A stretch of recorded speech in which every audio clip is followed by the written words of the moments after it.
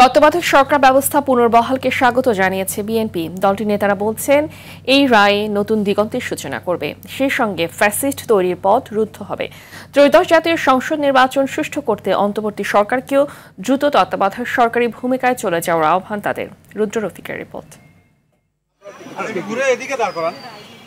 ঢাকা বিশ্ববিদ্যালয়ের বটতলায় free medical ক্যাম্পের উদ্বোধন করেন বিএনপির স্থায়ী কমিটির সদস্য আমির খসরু মাহমুদ চৌধুরী। পরে সাংবাদিকদের তিনি বলেন, তত্ত্বাবধায়ক সরকার ব্যবস্থা পুনর্বহালের রায় বিএনপির দীর্ঘ আন্দোলনের ফল। তত্ত্বাবধায়ক সরকারের অনুপস্থিতিতে বাংলাদেশের মানুষকে যে ত্যাগ স্বীকার করতে হয়েছে, যে জীবনগুলো গিয়েছে, যে নির্বাচনগুলোকে কেড়ে নেওয়া হয়েছে, তার মাধ্যমে যে অপশাসন, নিপীড়ন, নির্যাতনের রাজত্ব সৃষ্টি হয়েছে, তত্ত্বাবধায়ক সরকারের মাধ্যমে আমরা আশা করি সেটা আগামী নির্বাচনগুলোকে সুসংহত করবে। গণতন্ত্র বাংলাদেশে আমার মনে হয় একটা নতুন দিগন্তের দিকে আমরা যাচ্ছি। পরে জাতীয় প্রেস ক্লাবে এক অনুষ্ঠানে আমির খসরু অন্তর্বর্তী সরকারকে তত্ত্বাবধায়ক সরকারের ভূমিকা পালনের তাগিদ দেন।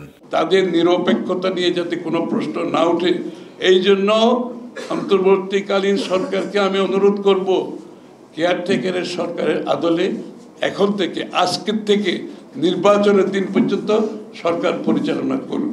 অন্যদিকে রাজধানীর কৃষিবিদ ইনস্টিটিউটে গণতন্ত্র পুনরুদ্ধার আন্দোলনে গুম খুনের শিকার পরিবার এবং ২৪-এর আন্দোলনের শহীদ ও আহতদের পরিবার সহ অসহায় দুস্থদের মাঝে চিকিৎসা সহায়তা প্রদান করে আমরা বিএনপি পরিবার সংগঠন। কেউ যুবদল, কেউ বিএনপি।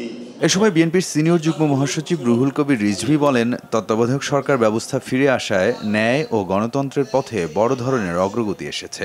গণতন্ত্রের পথ চলার জন্য বাংলাদেশে কেউ যাতে আবার নতুন করে ফ্যাসিস্ট হয়ে না উঠতে পারে, তার জন্য আমি মনে করি আজকের এই রায়টি অত্যন্ত ইতিবাচক।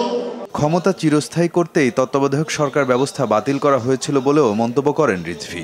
কি যাচ্ছে তাই ভাবে দেশকে চালানো হয়েছে। রুদ্র রফিক, RTV, ঢাকা।